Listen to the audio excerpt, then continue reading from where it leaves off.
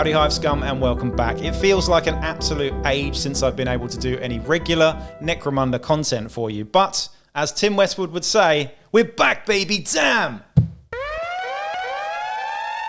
Anyway, as you can tell, I'm quite excited by all this, so Games Workshop were kind enough to send me a new core set for Warhammer Necromunda Skirmish Warhammer, and I'm really excited to start going into this rulebook and breaking things into chunks for you. What I'm going to do in this video, in fact, I'm going to break it into 4 different videos, is just go through all of the changes from Necromunda 2023, the most recent rule set, up to Warhammer Necromunda Skirmish 26, and just discuss all of the differences in this. Before we get into it though, just a little bit of housekeeping. First and foremost, I just wanted to thank all the patrons. I don't feel like I thank my patrons enough, but without them, I wouldn't be in the position that I'm in today. I really, really do appreciate you. Thank you so much for supporting me this far. And I just wanted to say, if you did want to become a patron, please do. If you want to support me in any other way, you can as well by buying merch, things like that, or just dropping a like, a share, subscribe, etc., and commenting on my videos too. It is a big, big help. On that note, the older content of Necromunda 2023, the stuff that I did 4 years ago, which is frankly pretty damn cringe now, is going to all be phased out and go into a patron-only folder. That's just the way it is, guys. Patron-only playlist, so you can become a patron for free and still get access to that playlist, but that's how things are going to go from now on. I can't just have this much stuff on YouTube. I need to sort of dial it back a bit, and with a new edition, I'm going to start phasing out the older videos. The other thing is that this video and many of my future videos, including gang guides and all sorts of other stuff that is just basically me reading through a book and discussing it with you, is not for everybody, and these videos can be very long as well. I try to keep things interesting by inserting a little bit of humor and maybe some funny pictures and stuff, but generally speaking, these videos can be quite long. So if you do want an alternative way of viewing this, then you can listen to it on Spotify as well. All of my stuff is on Spotify, particularly all the in-depth sort of like deep dives and stuff.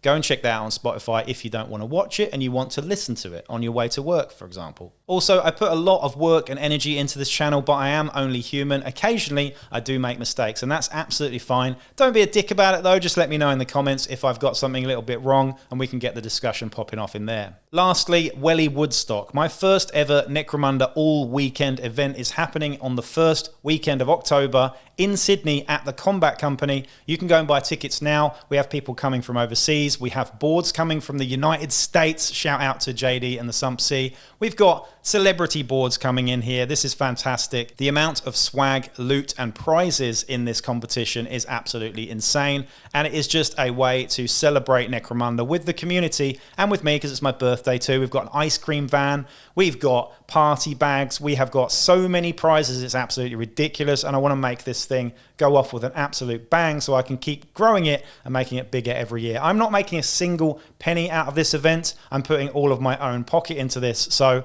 do come and support this. It's a great reason to get together with Necromunda community members and celebrate the love of the game. All right, children, let's get into this chunky rulebook. Not quite as chunky as the last one, mind, and start going through some of the core rules mechanic changes in this edition of Necromunda. And bear with me, there are quite a few. Now, I'm going to go through this in order of the book because it's right beside me here. I'm going to go through and discuss some of the changes. The stuff that is just kind of obvious, I'm not going to talk about, obviously, because this video will be far too long. Otherwise, if I just read everything out of the book, I'm just going to concentrate on the stuff that has changed. Even if it's a small change, I think it's just good to clear it up here so that we can talk about it in the comments and understand and learn how to play the new edition of Necromunda. First things first, and something that I really do love about this edition of the core rulebook is that we have something called the Arbitrator's Toolkit. So there's definitely emphasis on the Arbitrator being a thing in Necromunda going forward. And what that is little boxes in every section of this rulebook that have an alternate way of playing things, usually that lines up with the older way of playing. So Necromunda 2023, like in this instance, for example, we have our first, example of this, and this is pre-measuring. So it does say in this rulebook that you may now pre-measure. That is something that's new to this edition of Necromunda since the last one. However, there is an Arbitrator's Toolkit box underneath that says if you prefer and you want to keep things a bit more awesome, which I do think it is, don't pre-measure. So it really is that simple, guys. There is a lot of freedom in the way that you play Necromunda still. You don't have to. This is a sandbox of a game, always has been, and we still have the emphasis on the arbitrator here being first and foremost. It's right there. Okay, models are either just fighters or vehicles. Pretty straightforward. I don't really need to discuss that at any length. You're either a fighter, or you're a vehicle, or you're a piece of terrain, basically. But fighters and vehicles are the only types of models in this game. Now, this one's quite a big change, and this one is about vision arcs. When I first flipped through this rulebook, I didn't actually notice that vision arcs are now gone on fighters. So fighters now have a 360-degree vision arc, meaning that they can shoot behind them. I'm not sure how I feel about this, and interestingly, there isn't an arbitrator's toolkit box underneath this that says play it like the old way. However, I would suggest playing it the old way and having a narrowed down arc of vision, because I just think it adds a bit more tactical sort of element to the game. Intermission, Bruce has just arrived. You're going to be helping me out today, aren't you, Bruce? There we are. Okay, back to it. So the next major change, and something that is absolutely huge in this edition, is cover. Cover, where do I begin here? Cover has changed dramatically. So no longer do we have soft and hard cover, giving you -1 and -2 to hit respectively. Now your hit rolls are not affected by cover, short range or long range either. We'll get into that in more detail later. You're now hitting on your raw ballistic skill, and cover, which does still exist in a slightly different way, now interacts with your saving throw. Yes, you heard that right. That is similar to some 40k stuff that we've had in the past, and I'm not sure I'm a huge fan of it, to be honest, but again, until we start playing the game, I'm not really sure. However, I would say that this does streamline things and make things slightly easier to understand and teach to new players, which is kind of the idea here. The way that cover works now, though, is that if any part of your model's body, when I say body, I mean not specifically spikes, which is mentioned here, by the way, hair and gun barrels and things like that, if any part of the actual human body, if it is indeed a human, is behind any cover, then you are in cover. It's really that simple. You're in cover if any part of your body is in cover. If you're in the open, you're in the open. So you're either in cover or you're in the open. It's really that simple. I think this is going to save a lot of arguments, but it is a little bit of a change. The next thing is terrain types, and we're not going to go through this too much because actually things haven't changed at all from what I gather. We still have different terrain types. We've got impassable terrain, we have got difficult or dangerous terrain, which I think interact in exactly the same way. Walls, doors, and obstacles and structures. So climbing is still the same as well in that, but we'll get into this in a bit more detail later. Specific to the wording in this edition of Necromunda, we now have a difference between a test and a check. Tests and checks are now two very different things. Tests, you basically roll over the number, and checks, you roll under. Does that make sense? Anyway.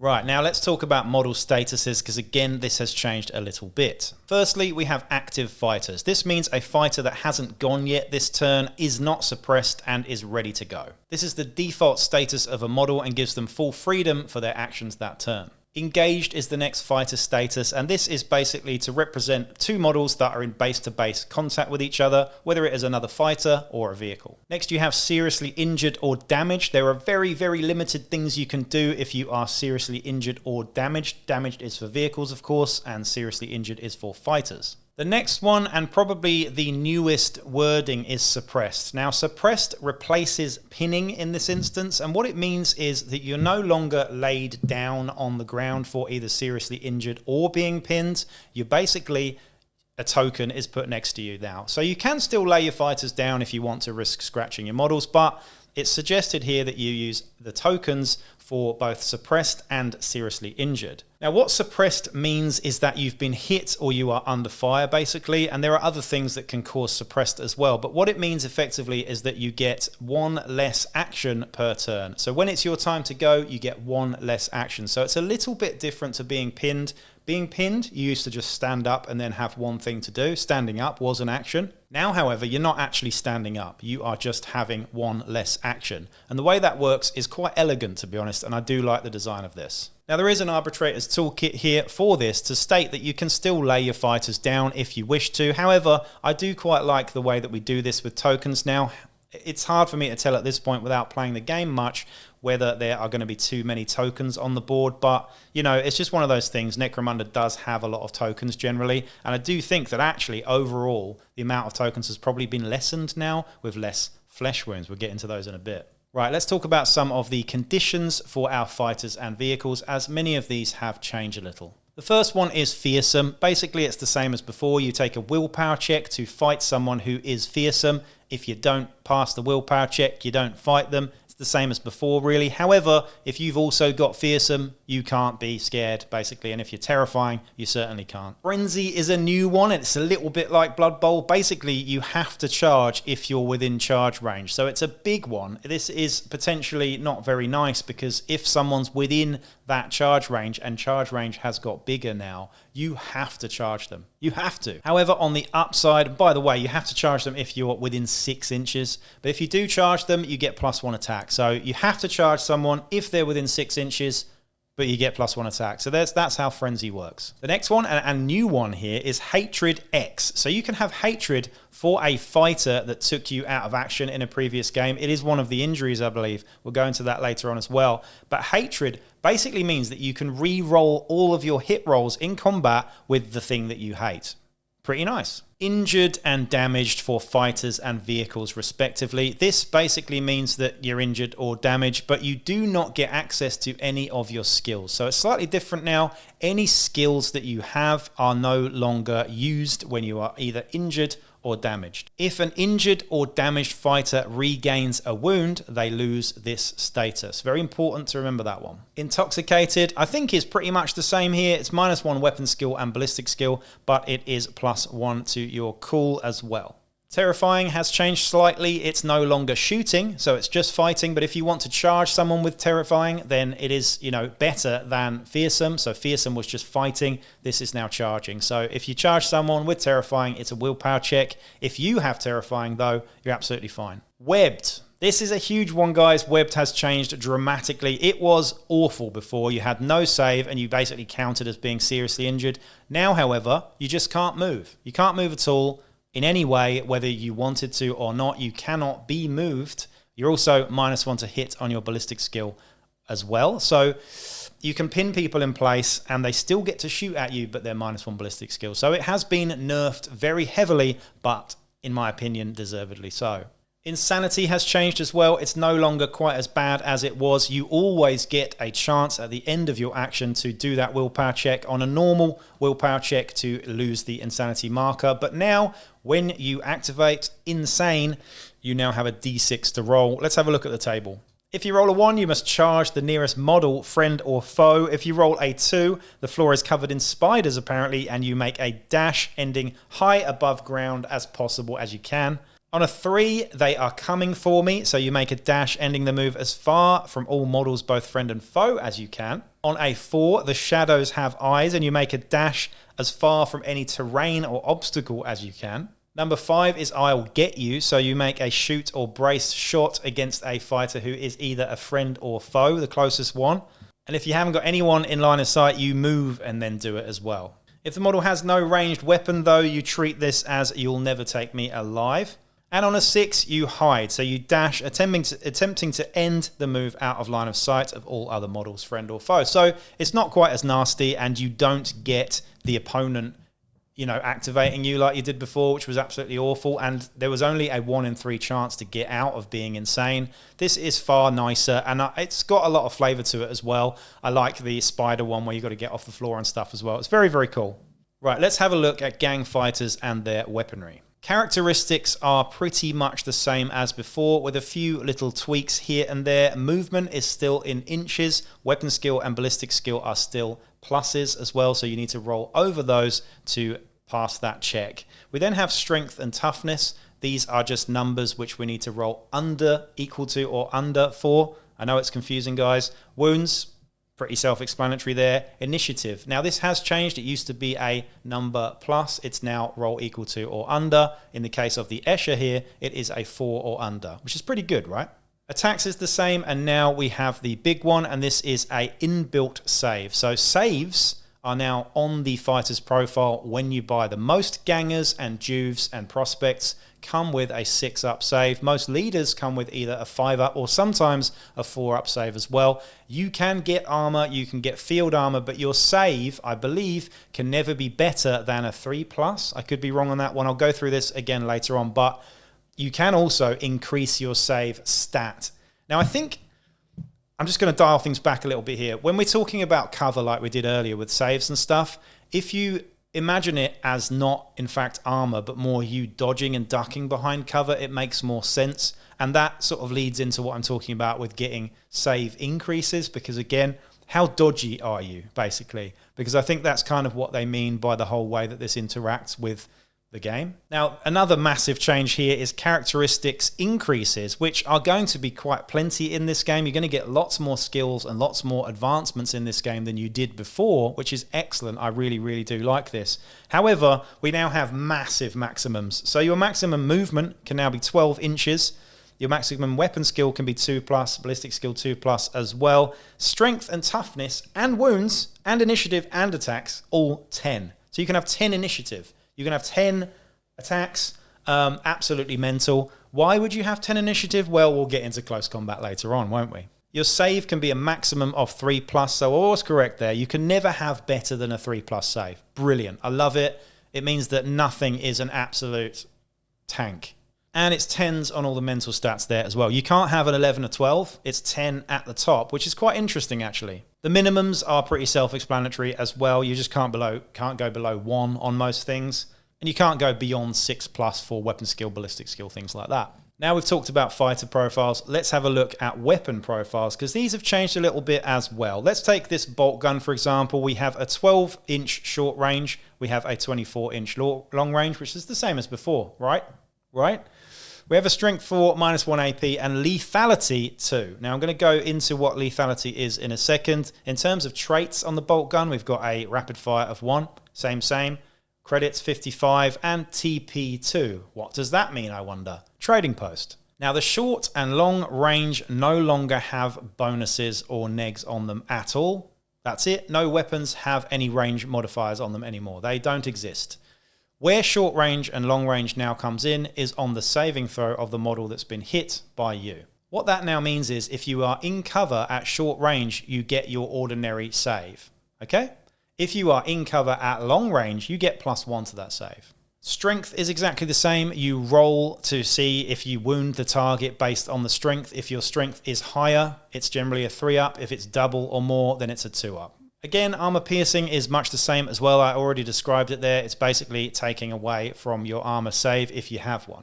Now here's the new thing, because you might think that lethality is the same as damage, but it's not. The next one is lethality, and this is slightly different, and it is not to be confused with damage. We still have damage in this game, and there are weapons with damage as a trait now, but lethality is on every weapon, and what this is should your fighter be down to 0 wounds, this is how many injury dice you roll with that weapon. Okay, so if it's lethality 2, in the case of a bolt gun, you roll 2 injury dice on that fighter per shot. The trade points, we're going to get into that when we talk about the trading post in a subsequent video, but trading points is how rare the item is or how hard it is to get hold of. It goes from 1 to 4. Okay, so if it's 4, it is the hardest thing to get hold of. It's very, very different to how we had illegality and rarity before. Okay, now for game structure, because this is slightly different now. The game is broken into phases. The first phase is the priority phase. It goes 1, ready your gang. So each player gives their model a ready token, the same as before. We've then got roll for priority again. So you roll a d6. Whoever gets the highest goes first. In the case of a draw, you roll off again. We then have the action phase. The action phase is where you activate your gangs. So you go, I go, you go, I go, until everybody has done. We then have the end phase. And again, we're going to go into more detail later on. But firstly, we do bottle checks. So if a player had 1 or more model taken out of action that turn, not in general, that's when you do a bottle check. So you do not do a bottle check if you didn't have a fighter taken out of action that turn. And I have to say, bottle checks are so much better now. Number 2, you check for victory points as well, just to sort of tally up who's winning at that point. And then number 3, reinforcements come in. Now, the action phase. Things have changed a little bit in this, and I have to say, it's really elegantly done, so hats off to Games Workshop here.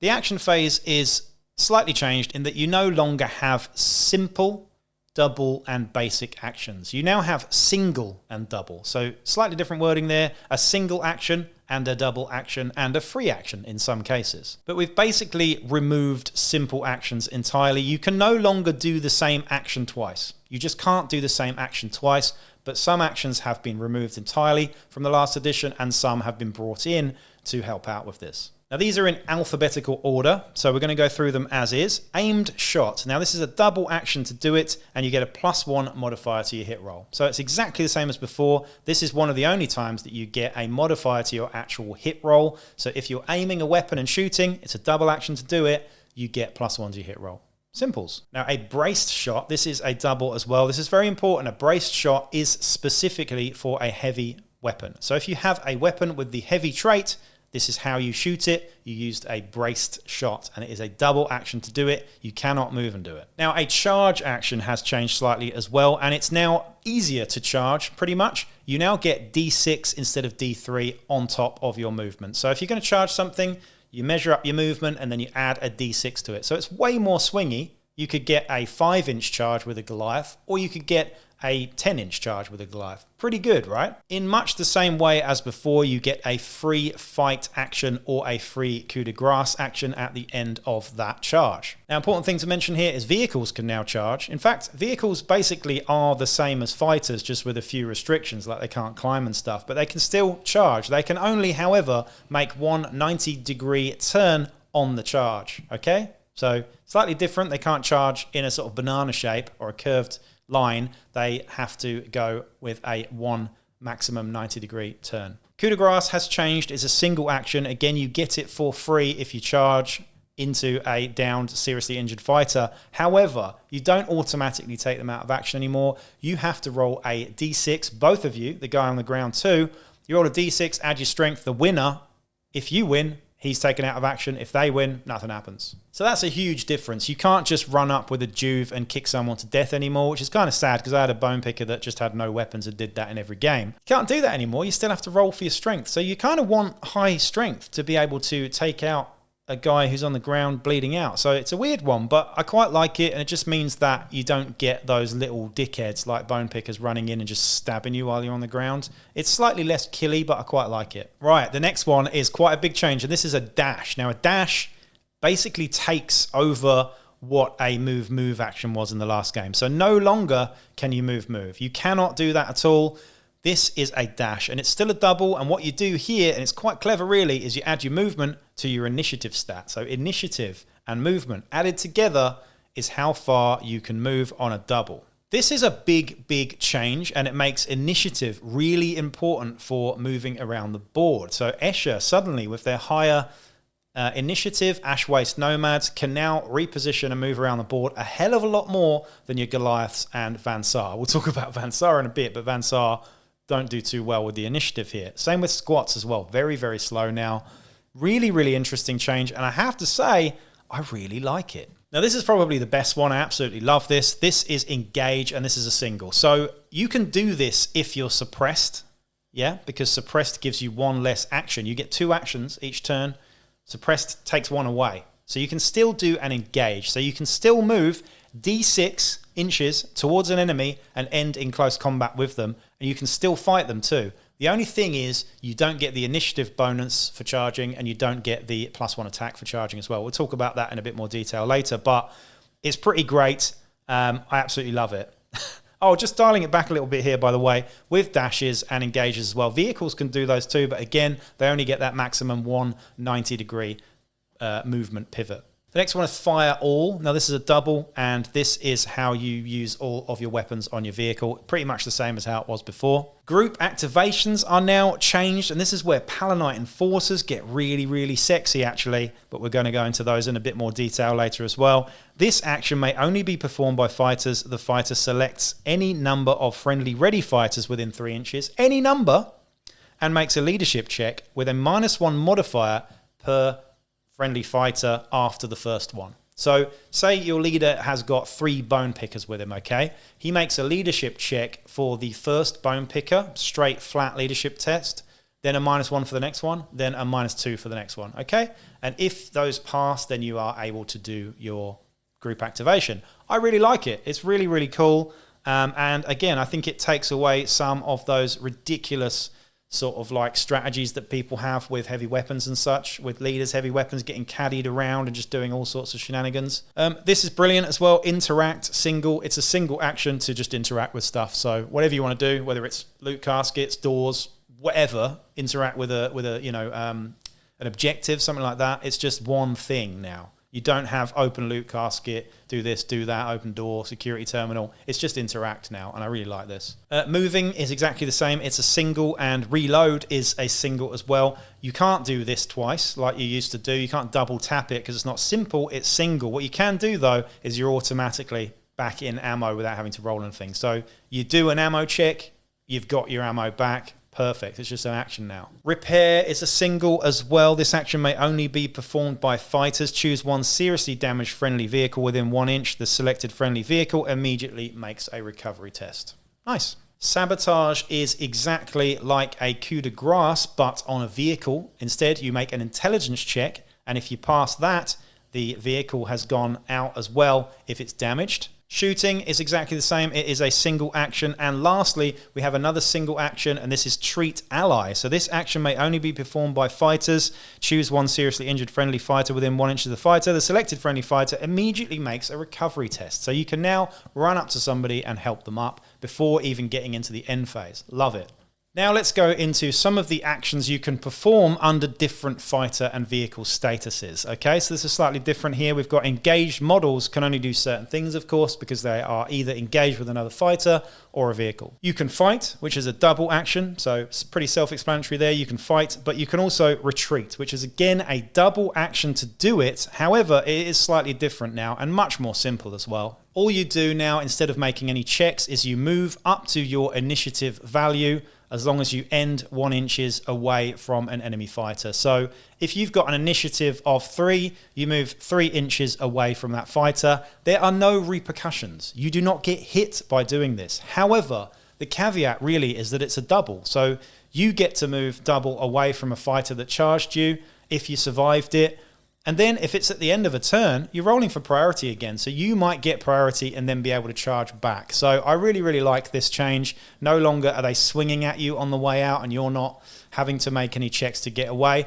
I think this is really good, particularly for those gangs that don't want to be in close combat. There is always a way out, particularly if you're Van Saar, because you're just terrible in combat. So that's all you can do if you're engaged. You can either fight or you can retreat. If you are seriously injured, you can still crawl. It's a double. And this is equal to your strength characteristic now. So your strength characteristic is typically not going to be that high, but if you're a stimmer or something, you might be able to crawl a bit further. If you're an Ogren, you can crawl really far. A desperate escape now. This is a double as well. The fighter flees the battle and they go out of action. On a 1 or 2 d6 roll, they roll on the lasting injury table, or not, they go out cold. So this is brilliant. And again, I love this design. It's so good so far. Desperate escape double. If you don't want to stick around and get your head kicked in, you can just choose to flee the battlefield and you're more than likely going to go out cold. So absolutely love it. Great option to have. But then you've got tend wounds, which is a double. When the fighter makes a recovery test, they roll an additional dice. So you don't need a fighter around you. This is going to be the default option, I think, most of the time for a seriously injured fighter. If they're on their own, no one else is around them, there's no chance of a coup de grace, then you're going to do tend wounds. It's a double. You roll 2 dice and you choose the best. Perfect. You don't need another fighter dedicated to do it now as well. Now, if you're a vehicle and you're seriously damaged, here's what you can do. You can conduct repairs. So when the vehicle rolls to recover, it rolls an additional dice. So exactly the same as with the fighter there and tend wounds. Brilliant. You're going to do that most of the time. Desperate escape, again, same thing. So you go out and on a 1 or 2, you have to roll on the lasting damages. Or you can freewheel, which is moving D6, just moving D6, and it's a double to do that. I like it. Recovery tests are now done at the end of your action. They're not done at the end of the turn. They're done at the end of the action, which is brilliant. So after a model that started their activation seriously injured or damaged completes their activation, the controlling player may make a recovery test for them by rolling an injury dice. If the result of out of action, they go out of action. If it's a seriously injured, they remain seriously injured. No flesh wounds here. And if the result is injured, the model recovers enough to continue the fight or restarts their engine, remove the seriously wounded or damaged marker next to them. So you're just back to normal if you roll that flesh wound, that injured one. Pretty great. Movement, just quickly on movement, a couple of things have changed here. Firstly, you can no longer move through friendly fighters. So if it's a choke point, a corridor, and you've got that Goliath standing there fighting somebody down a corridor, you can't charge other Goliaths through him. It's just not happening anymore. I like this though because it brings real world physics into it a little bit more. I think moving through bulky brutes and things like that just seemed a bit odd to me. Also, we've got agility tests, which are entirely separate now. Agility tests are always a 50-50 chance. It is a 4+ to pass an agility test unless you have a skill or a trait that helps you out.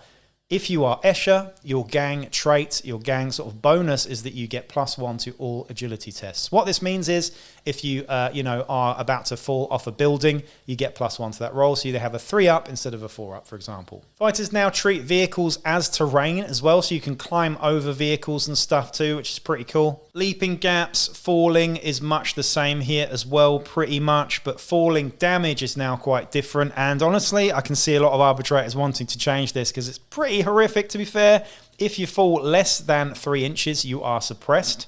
If you fall between 3 and 6, you take a strength nothing, AP nothing, lethality 1 hit that automatically wounds with no save. So on a ganger, that's just an injury dice. And if you are more than 6 inches falling, then you are automatically taken out of action. 6 inches is only 2 stories, by the way. So it's not great. I can see a lot of arbitrators changing that because it's just too harsh. You used to have a lot of storytelling in fighters landing on other fighters and surviving and taking the fighter that they landed on out of action. Things like that. But it does certainly simplify things and make it less looking up tables and dice rolling and stuff like that. It is quite elegant. What I would do, here's my suggestion, is make over 12 inches an out of action, okay? And then between 3 and 12 inches, say, to be that damage hit, perhaps. What do you think? Let me know. Right, let's have a look at shooting and close combat and stuff. First of all, shooting is pretty much done in the same way, really. You declare the shot. You can pre-measure now, but I would say usually don't. It's nice not to. And then basically you roll on your ballistic skill to see if you hit them, if they're in range. If they're in cover, again, they get those bonuses to their saves and things like that as well. If a model is hit at any point, it's immediately suppressed unless they have a skill that sort of negates that in any way. But suppressing is now the alternate word for pinning. If you are suppressed within half an inch of an edge of terrain, then you have to make an agility check, not an initiative check. So it is that 4+ check unless you're Escher. Arbitrator's toolkit comes in here for target priority. So no longer do you have to make a cool check for target priority. However, in the Arbitrator's toolkit here, it recommends that you can do that as well. So I'd strongly consider leaving that in, taking a cool check to shoot a slightly further away target. Now, here's the big thing. So you only ever roll the ammo dice, the one with the bullet holes on it, if you either have ammo X as one of the traits on the weapon, or you have rapid fire. So you don't ever need to worry about running out of ammo if you have a weapon that doesn't have one of those 2 traits, or both. Okay, so brilliant. Las guns no longer run out of ammo. Pretty great, right? Auto guns, however, do because they have a rapid fire dice. Now, the rapid fire dice still does the same thing, so you still get multiple shots off. However, if it comes up with that bullet thing, you are out of ammo.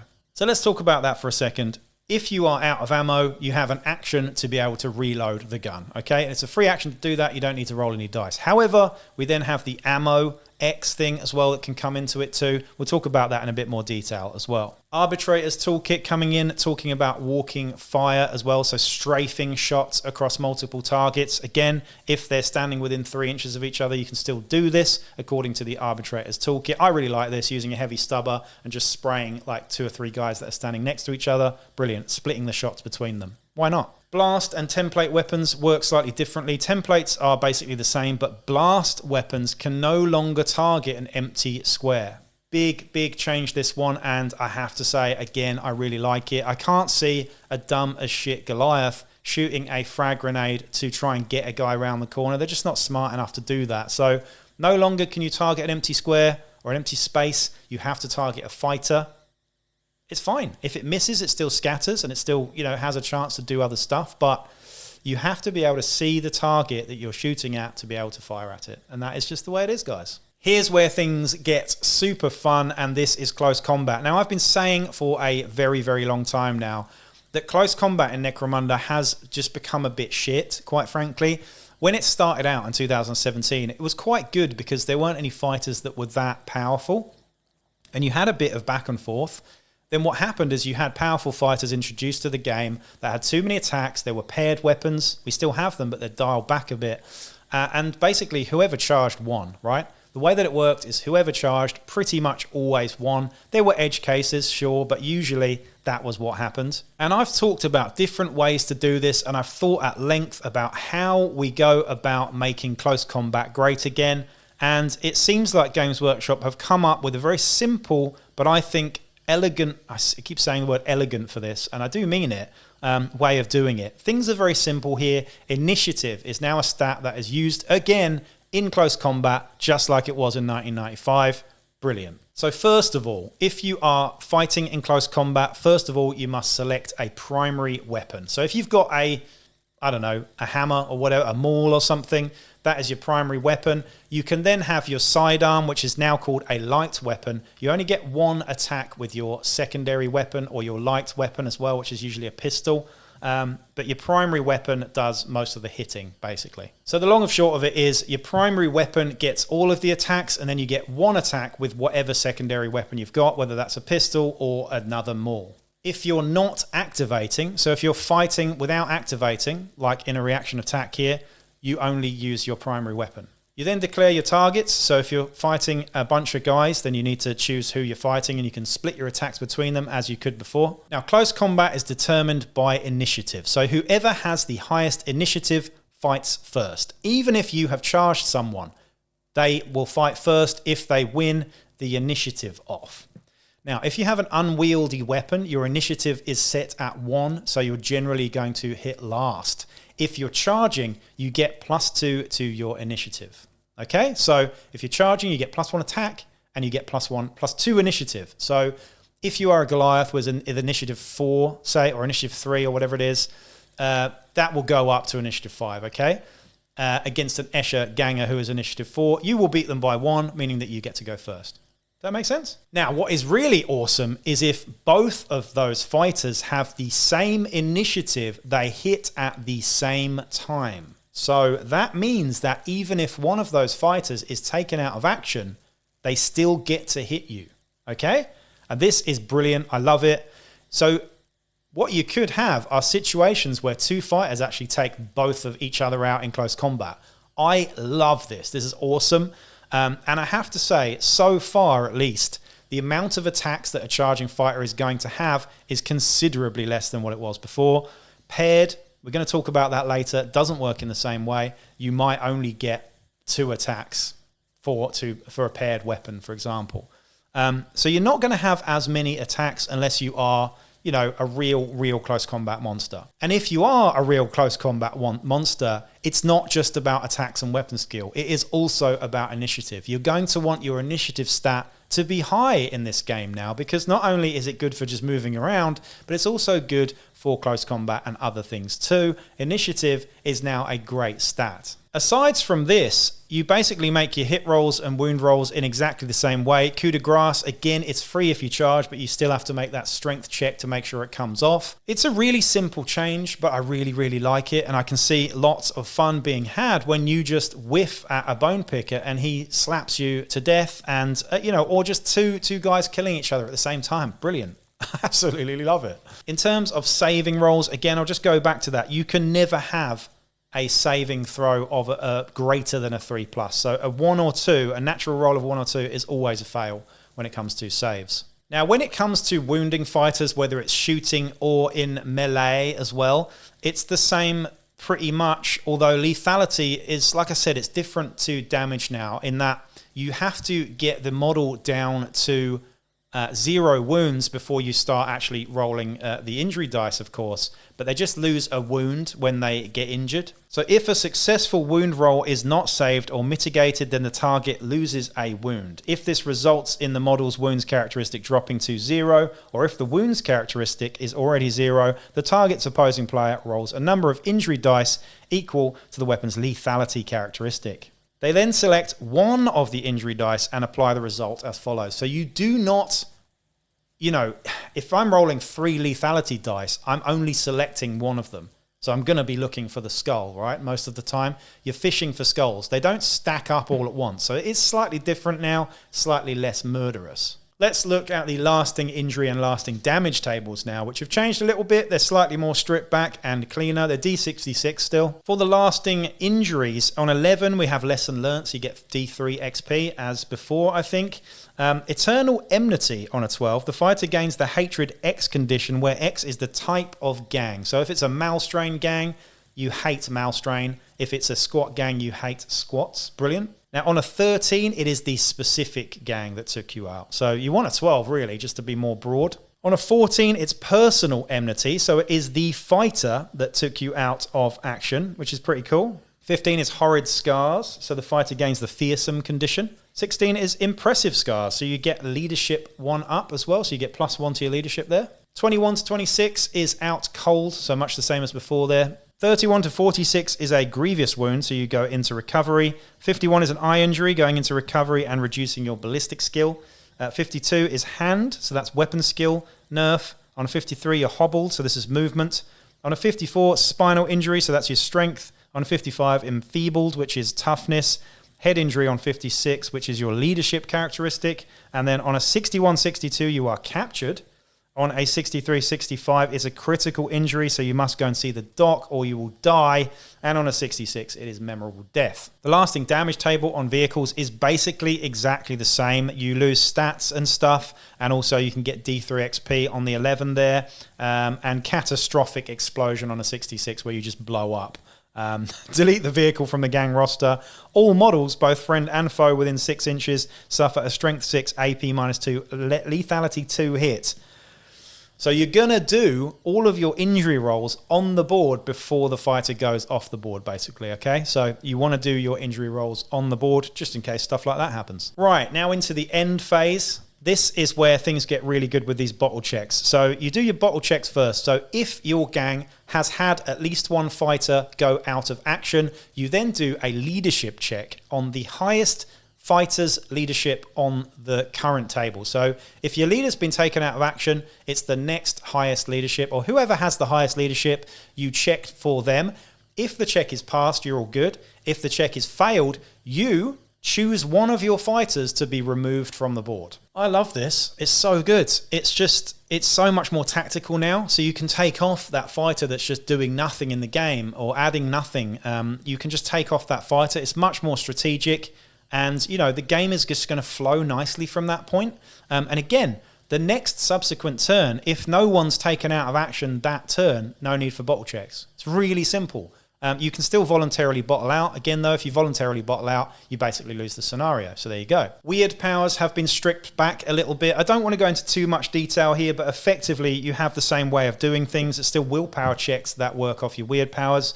You've got the maintain control as a single. You've got the maintain control as a free. So it's 2 slightly different versions that we had before. We've also got the concentrate, so you can add +1 to your willpower check with a single action there as well. And you can disrupt weird powers too, but you're just never really going to do it, are you? The Perils of the Warp table has been stripped back a bit. It's now a D6 instead of what it was before, which I think was a bigger table. Warp Surge on a 1, and we've got Demonic Possession on a 6. So some of them have been kept from before, and some of them have been removed. The weird powers that are in this book, there are only 6 of them. I strongly think that these will be expanded on at some point, but they have been completely stripped back to just 6. We have Force Blast, which is pretty much the same. Flaming Weapon, which just gives your your weapon a 5+ blaze trait. We have Freeze Time, which is a double, and it acts exactly the same as it did before. Weapon Jinx, which was one of my all-time favorites, just means a weapon within 18 inches goes out of ammo. Love it. Terrify, which is a double, and we've got Quickening as well, which is back in there too. So some really nice ones. They've kept some good ones, lots of variation there as well. If you're captured now, which is quite hard to be captured, it's just, but I think it was a 61, 62, something like that, you're captured. You are having to roll a D6 when you're captured. If you roll a 1, you're executed. you just delete it. If you roll a 2 to 4, then it's a ransom, so it's D6 times 10 credits you have to pay to get your fighter back or not. And 5 or 6 is a daring escape, so you just go into recovery. Pretty good. All right, guys, so I'm going to leave things here with the core rules and mechanics changes. This is a massive, massive video as well, so thank you for sticking with me this far, whether you're listening on Spotify or watching the video too. I hope this has included all of the sort of core rules, changes and updates that we've got so far. I'm going to come back and do a video on the trading post and weapon traits very soon as well. I'm going to do, founding a gang and campaigns too, and how XP and advances work too. So stick with me, guys. I'm going to hopefully drop all of those videos this week, maybe one a day, and you can watch the entire series and get ready for when you get your copy of Warhammer Necromunda Skirmish in your hands and start playing it with a little bit more knowledge of how things actually work. In the meantime, though, please do like, share, subscribe, and check out the Patreon as well to support me further. I'll be back very soon with the next one.